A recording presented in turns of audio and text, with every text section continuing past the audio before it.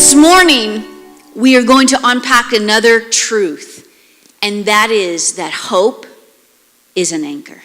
So hope is a person, and this morning, hope is an anchor. We all have anchors, so to speak, in our lives.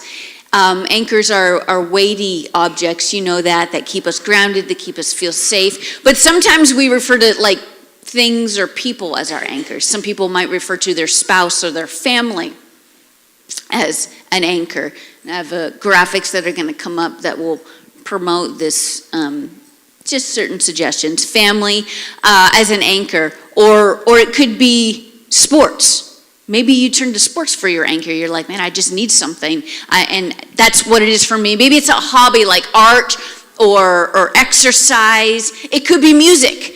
Music is my anchor. When I'm going through a hard time, I'm going through something difficult, if I could just get music on or start playing music or worship or things like that, that's my anchor. Food, even. Ice cream, it could be a thing. Anchors you. And then there's coffee, guys. Oh, I put that little emoji in there because I love it so much. Yeah. And then there's Netflix.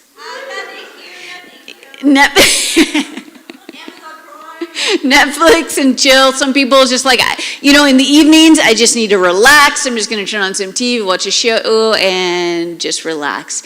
And we tend to view these things as anchors, these positive go-tos in our lives to feel comforted, to feel like we can relax so that we could let go, to feel safe for when we're threatened or relax when stressed. Our anchors stabilize us. Just think about it for a moment. What is it in my life that I turn to anchor me? You might not have labeled it, but it's probably something you go to on a regular basis. Do you have things that you I'm so stressed, I'm going to do this. I'm so worried, I'm going to do this. What anchors you? What anchors us? The anchor is the Victorian symbol for hope. Early Christians actually used the anchor as a disguised cross, if you did not know that, and as a marker to guide the way to secret meeting places. The anchor was key in the Christian symbol during the period of the Roman persecution, actually. Hope is an anchor. It may not be your anchor this morning, but it can be your anchor. And hopefully by the end of today, it will be your anchor. Because I don't have to choose hope to anchor me, but it's available if I want it. Because hope is an anchor. See, I discover what I look to anchor my life, what I turn to when I think about what I trust in. Because that thing or that person, that situation that I trust, that is my anchor, inadvertently. Now this morning, I want to suggest if that's not going super well for you, you can make a switch. You don't have to stay with your anchor that you currently have. You can switch and turn to Jesus and turn to hope as your anchor this morning. And I promise you, it's not a switch you're going to go back on. Hope is the joyful, confident expectation of good. We talked about that last week, and I don't know if you remember this image because it's forever embedded in my mind, but Pastor Craig was acting out what that would look like, confidently going towards good, and he was like, it's like this, but then he said, but joyful is like this. Yeah. And he skipped along. Did you guys remember that? Yeah, me too. If you missed it, there is a video podcast that you can catch up on. Hope is the joyful, confident expectation of good. Hope is never lost, okay? It is never so rock bottom that hope does not exist. Hope is an anchor. Anchors are secured in the depths of the ocean. The anchor of hope goes to the deepest parts of you, as deep as it needs to go. The reality is, if your waters are super shallow, you might not even need an anchor. But it's the depths of pain. It's the depths of hurt. It's the depths of depression. It's the depths of the hardest times in your life when you need an anchor, and that anchor will go as deep as it needs to go. Hope's anchor burrows down through the turbulence, through the winds, through the waves, through the pain, through the hurt. It goes down until it finds the bottom. It finds a place at the bottom, the rock bottom. Come on, somebody. At rock bottom, hope is anchored.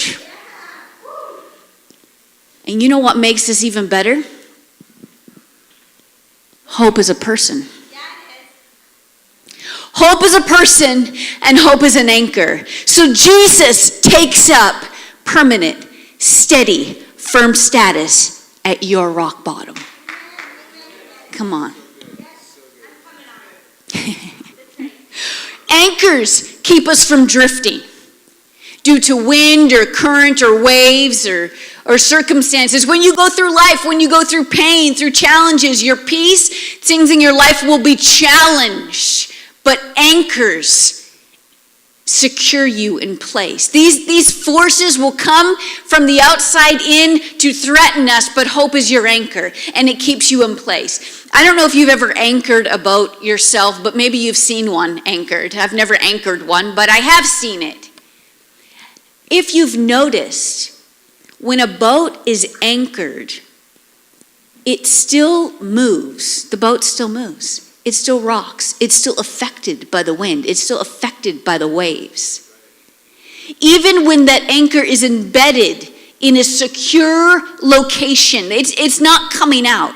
It's grounded. The boat will still rock. Have you ever been to the landing on Coronado Island, Coronado Landing? Have you been on that wharf that moves?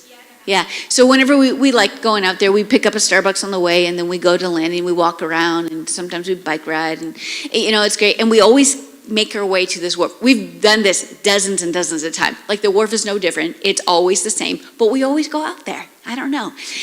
But the first time, remember your first. The first time I went out there, it was a little different. I was unsure because I thought it was like a steady, firm wharf, but it wasn't. It was a floating, moving one. So I go out, and then it's like, whoa, I'm going to spill my coffee, But it's like, kids, come closer. Yeah, the coffee first. No, I'm kidding. And let's just stay in the middle. Our kids were quite small the first time we ever went there. So let's just stay in the middle of the wharf and not, veer to the outside, just because, and then a boat goes by, and then it's like really starts to move. But it wasn't going anywhere. It was just moving. Just like a boat when it's anchored, it's not going anywhere, but it is affected. It's still impacted. The wind still blows on it. The turbulence that a boat or a wharf would have to deal with while anchored is not to be overlooked or underestimated or discredited.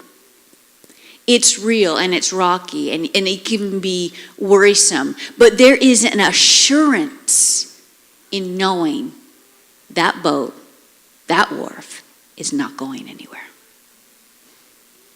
It may get tossed, it may get turned, but its placement is secure.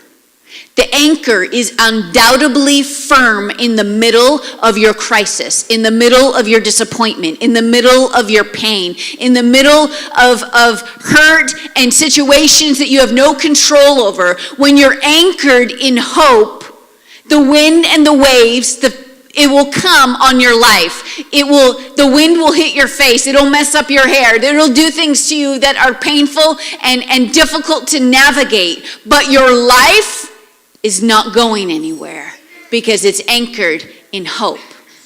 Hope is your anchor. So what do? We are anchored in hope, but we still feel the effects of the storm. We still feel it. There's a very simple but powerful verse in the Bible, and I'm sure probably everyone in this room has heard it before. And it says this: Be still and know that I am God. Be silent and stop your striving, another translation says, and you will see I am God. Be still. What does that mean? Be still. Keep attached to your anchor. Don't break the line. Don't misplace the trust in an anchor that's not actually going to anchor your life. Those go-tos, those things we turn to. Don't do that anymore. Have your life anchored in hope. Be still and know. Be anchored. And know. No. No here. No here. Not just intellectually. I know God's my anchor. I know hope's my anchor. But know, in your knower, the deep part of you, that place where it's undeniable, it's hope. It's the confident, joyful expectation of good. I know because I know because I know. How do you know? I just know. It's the peace that passes all understanding. I don't know if you've ever experienced that kind of peace, but there is nothing like it. That peace in the middle of a crisis, that it doesn't make sense to have it, but it bypasses your understanding and it gets here. Wow. It's an amazing gift to experience that peace.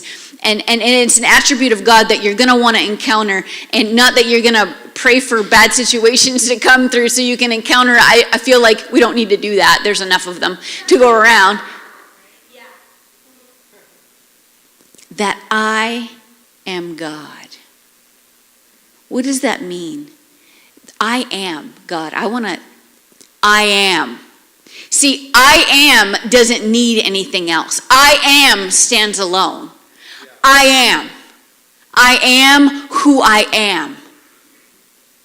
I am is everything you need him to be. He's everything you want him to be. He's everything he can be. He's everything you need in every situation of your life.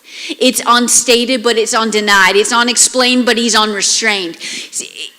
I am God. Be still. Know that I am God. In Exodus 14, it's the part of the story we enter at this chapter where the Israelites, they have been in captivity for a very long time, about 400 years. And they are about to be released. And they had just gone through many interesting situations with the plagues and all that Moses was kind of dealing with Pharaoh on, and the frogs and there's just so many things, the hail and you read it, it's really weird and really awesome. But they'd been going through these things, and now they're reaching at their point where they're going to break out of this slavery that's literally kept them there for generations. After so many years of pain and torture and hard labor, they begin to walk out their deliverance. I can't imagine how surreal that was at that moment. It's like, is this really happening? And they start up on their journey, and I feel like there was like this nervous excitement. What could go wrong now, though? Like, we're out. We're good. It's like, and then it's literally someone spoke too soon. Like, literally, why did you say that out loud? Like, man. And they get word that Pharaoh is actually chasing them, and he's developed an army, and he's regretted letting them go. And he said, no, we're in hot pursuit of this, and the chase is on. Moments before, there was singing, there was skipping, there was dancing. We're free. I'm sure they made up songs about their freedom and their deliverance and all these things. They're laughing, and then suddenly they hear the word, Pharaoh is chasing us. Oh no. Man, if it was bad before, it's going to be even worse now. He's going to be so angry. We know what it's like. We know what it's like when he's angry, and it just gets worse and worse. And the hope that they had felt just a moment before was completely gone, as replaced with fear once again. Fear of bad news, fear of captivity, fear of bondage, fear of rock bottom, fear. We are dead this time. And then in verse 13, the word of the Lord comes to them, and it says this, fear not. stand still, and you will see the salvation, which is the saving power of the Lord. Fear not, stand still, and you will see the salvation of the Lord. See, this is the word of the Lord given to them as they process the word on the street. The word on the street is Pharaoh's chasing them. The word of the Lord is stand still and fear not.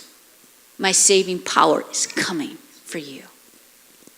See, with the anchor of hope, we can stand still. With the firm, confident, joyful expectation of good, we can stand still. Why? Because hope cancels fear. You can't fear bad when you expect good. Hope cancels fear. I'm expecting good. How can I fear bad? It doesn't work. It works in opposition to each other. And then verse 14, it gets even better. It says, the Lord will fight for you. That Lion of Judah is about to come in on their behalf. And it says, you will hold your peace and remain at rest. If you are holding your peace, who says you have to let it go? Why do we let it go? It doesn't say, and peace will be around you. And peace will be in the vicinity. You'll have a feeling of peace. You will experience. He says, and you will hold your peace. If I'm holding my peace, I don't have to give that up for anything or anyone. I'm holding my peace. And I will remain at rest as I hold my peace. I do not have to let that go. In the confidence of good things I know that are coming my way, because that's my hope. See, the Lord fights for me, the Lion of Judah. What does this mean? What does this look like? Well, let's look into Psalms chapter 18 to just get just a small glimpse of what it looks like when your daddy in heaven wants to come to your rescue. Psalms 18, I'll be reading from the Message.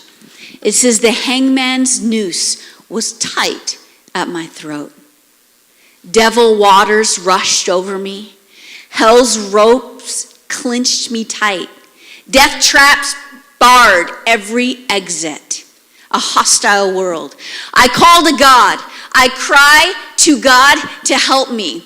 From his palace, he hears my call. My cry brings me right into his presence. A private audience. Earth wobbles and lurches. Huge mountains, it says, shake like little leaves.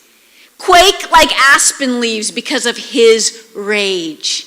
His nostrils flare. This is your daddy's response to your pain, okay? Just in case you didn't catch that. His nostrils flare, bellowing smoke. His mouth begins to spit fire. Tongues of fire dart in and out. He lowers the sky. He steps down. Under his feet, an abyss opens up. He's riding a winged creature. Now he's wrapped himself in a trench coat of black cloud darkness, but his cloud brightness bursts through, spraying hailstones and fireballs all at once. Then God thunders out of the heavens. The high God gives a great shout, spraying hailstones and fireballs. God shoots his arrows, pandemonium. He hurls his lightning. The secret sources of ocean are exposed. The hidden depths of earth lie uncovered the moment you roar in protest. Let loose your hurricane anger. But he caught me, reached all the way from sky to sea. He pulled me out of that ocean of hate, that enemy chaos, the void in which I was drowning. God made my life complete when I placed all my pieces before him. He gave me a fresh start. Now I'm alert to God's ways and I don't take it for granted. I feel put back together and I'm watching my step. God rewrote the text of my life when I open the book of my heart to his eyes. Our hope is a person. That person reacts without restraint when his children need him. And our hope is an anchor. Are you feeling a little hopeful this morning? Because if you're not, it's okay. We're not done yet. We're going to keep going. There's this thing called permanent anchor mooring. I don't know if you've ever heard that. I hadn't until I studied this out. But I'm not really into the whole fishing, boating, anchor thing. This is where a boat is permanently secured with an anchor. Not temporarily where you can take the anchor up and down, but permanently. Mooring is the activity in which that vessel is attached to something permanently. There are mooring lines, which are thick ropes called hawsers, that link the vessel to the object or to the anchor. The hawsers are made up of at least 3 strands. How many know that a 3-stranded cord is not easily broken? Mooring requires cooperation between the people on the pier and the people on the vessel. From that anchor to the ship, there has to be a consistent thought that this is what's going to happen now. We are going to permanently attach this vessel to the anchor, to the secure structure. This is what's happening. See, we need to have an agreement with the Father that we are permanently going to fasten our lives to the anchor of hope. We need to give him permission to attach himself to us, to hope, to anchors us. He connects us through a 3-stranded cord. He connects us through the power of the Son and the Holy Spirit and the Father. He connects us together. He connects us through family, through relationship, through our church. He connects us through people. The hope of good days ahead, the hope of breakthrough in your situation, the hope of peace in the middle of chaos, the confident expectation of good. See, he's got you this morning, and no matter what you're going through, he knows. He knows. He knows. Hope is an anchor. You may feel tossed. You may feel windblown. You may feel chaotic. You may feel out of control. You may feel like there's no way out. You may feel like all the exits are barred. He's got you. Fear is a powerful force, but hope cancels fear. So not today, fear. Hope cancels fear. Not today, fear. Say it with me. Not today, fear. Again, not today, fear. Say it again. Not today, fear. Not today. Because fear is a liar. And it will take your life and it will begin to spiral you out of control as it tells you things that you are never meant to believe. And it tells you things that the Father doesn't believe about you, and that's not true. It will tell you things that the enemy wants you to hear. It'll cause you to fear fear itself. It'll cause you to fear the fear of bad news. It'll cause you to think about things that might never happen. Because fear is a liar. And hope cancels fear. I don't know if you're discouraged this morning. I feel like there's some discouragement in the room. Discouragement in the long haul. Feeling maybe a little bit like the Israelites before they embarked on their deliverance. 400 years is no joke. And then just as they thought they were free, fear began to chase them. See, sometimes it takes time to move in and out of seasons. And sometimes we want it to be now. And many times it can be, and that is what happens. And that's amazing when it does work that way. But sometimes it doesn't. Anybody experience it?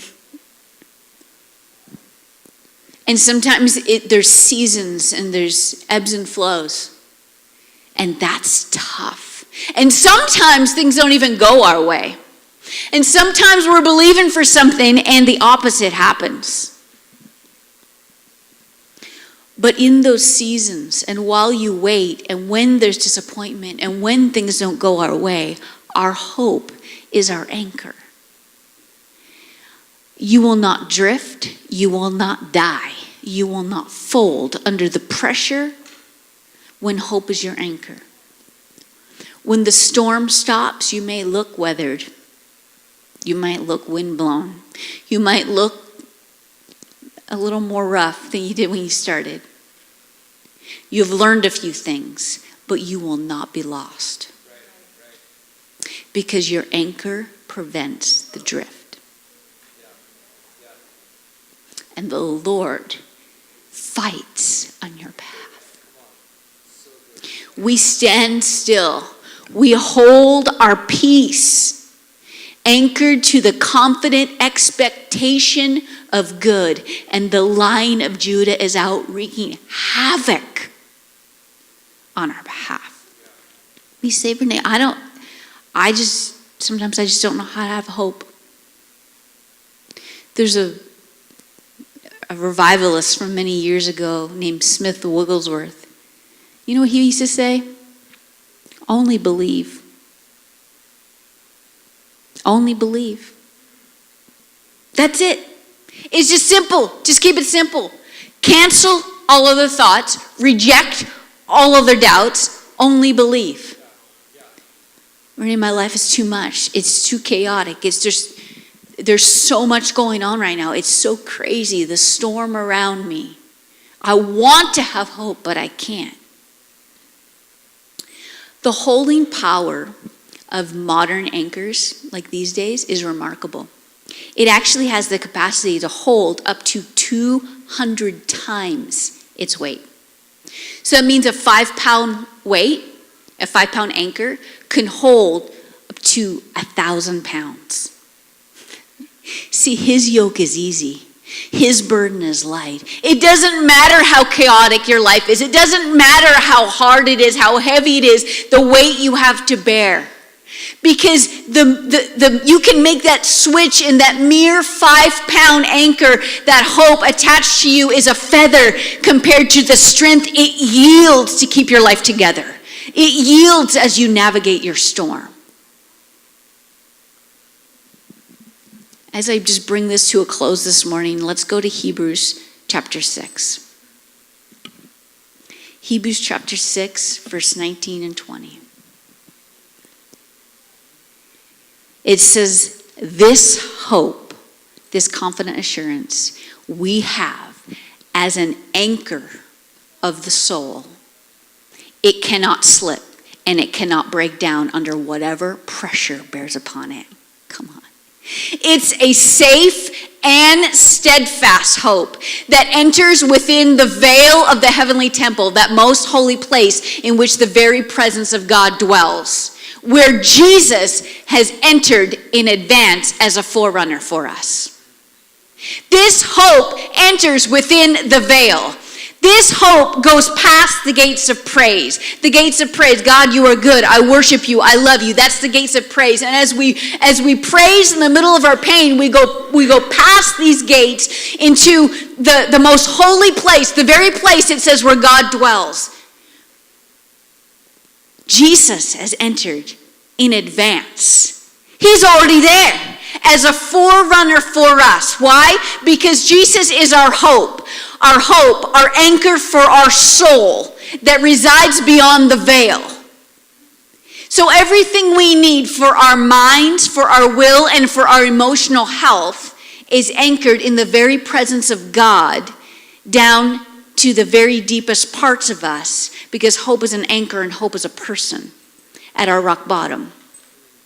Jesus, our anchor, our hope, is already there, waiting for us to hold those lines, those mooring lines, to get there, to find our way there. We're over here, but we know our anchor is right there. And it's at that rock bottom. It's in that secure, permanent location where Jesus is, because hope is an anchor and hope is a person. So he just wants us, all we have to do, we don't even need to see. It can be the most darkest hour of your life. You don't even need to see where you're going, because the lines connect you. He's connected you. So you just have to hold the rope and follow it to the anchor, into the deepest place, into the darkest place, because hope is an anchor and hope is a person, and he resides at your rock bottom.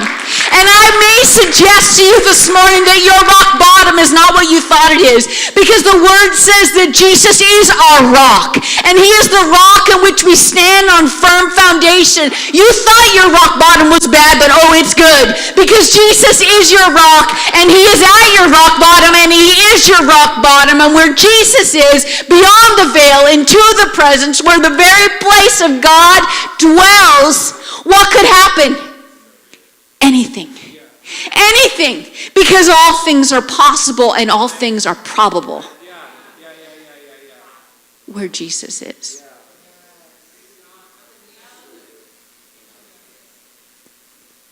I have been in places where I've felt hopeless. And I know you have too. I have been in places where lies and deception and disappointments have come in my life. I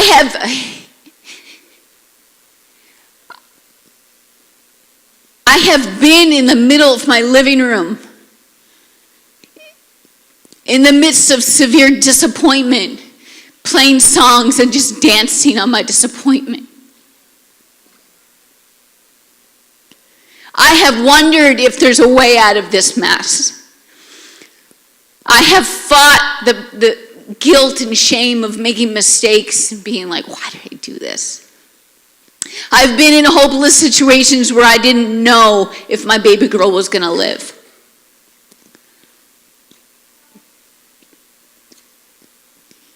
I have lost my dad to cancer at 20 years old. 6 days after I found out he had it. I was believing for a miracle. I know what it feels like to have that darkness weigh on my life. But I also know the strength it yields to hold on to that anchor of hope. Say, not today, fear. Because you are a liar. And hope is an anchor. And hope is a person. And he resides at my rock bottom, where anything is possible. Why don't you stand this morning?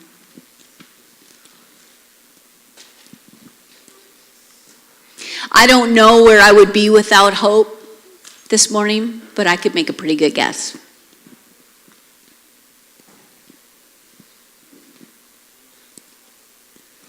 I know that there are many of us in this room that are navigating storms and difficulties, and there's such a vast array of what that could be for you. But I know it's been a running theme since the first song this morning. I have felt this message so on me, like all week.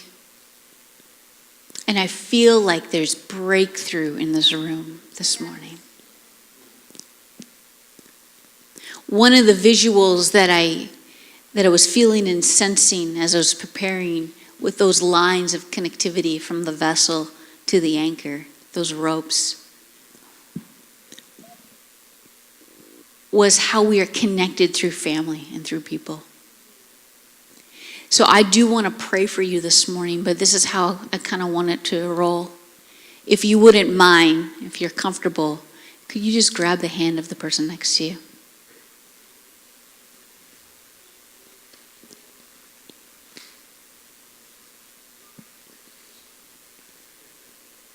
I want to pray for you this morning, but I also want you to pray for each other. Because this is where in our strength lies. In our family. And if you don't feel like family this morning, you're like, well, I don't really feel, maybe I'm new or I have been coming, but I haven't really felt a connection yet. It's a lie. Don't believe it. You belong. You belong. You belong. You've been like, I don't feel like I belong. I've actually came this morning thinking this is probably my last time. You belong. You belong here. I don't care if you're like, I'm so different than everybody else in this room. You belong here. Because everyone is welcome exactly how you are. I don't want you to change to be like me. Don't be like me. Be like you. You belong. And family connects and family strengthens. And family can be messy and family can be beautiful. But we are in it together. And we are connected with each other, with Jesus, with the Father, with the Holy Spirit. And He anchors us in hope. That together, as we come together, we can have joyful, confident expectation of good.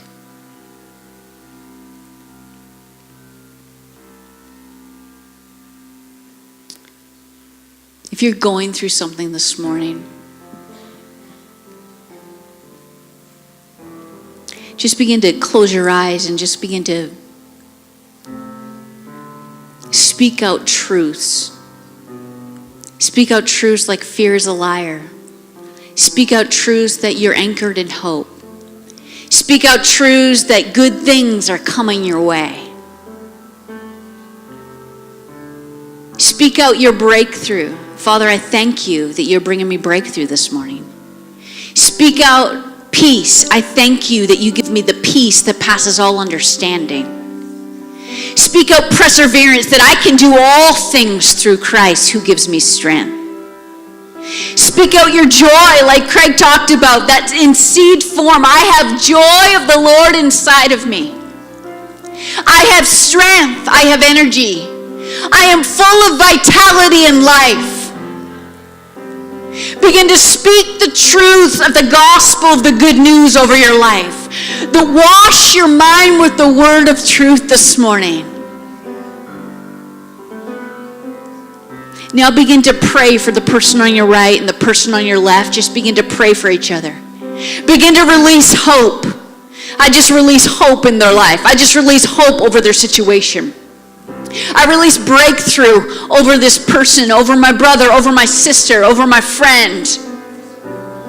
Just begin to release the goodness of the Father over their lives. Begin to release the healing presence of Almighty God that will go into the deepest, darkest places of where they need Him the most right now. Because He is I am, and I am has everything you need in every season.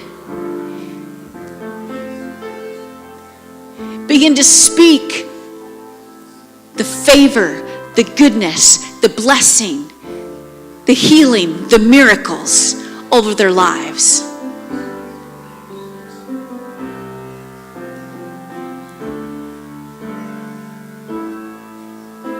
Father, you are good.